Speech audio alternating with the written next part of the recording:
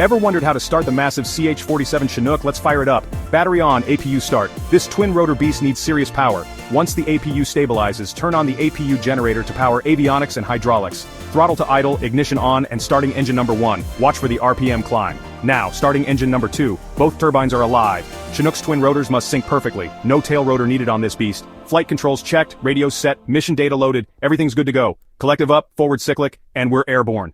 And that's how you start a CH-47 Chinook. And remember, I'm giving away a pilot's headset and one piece of merch when I hit 10,000 subs, so make sure to subscribe.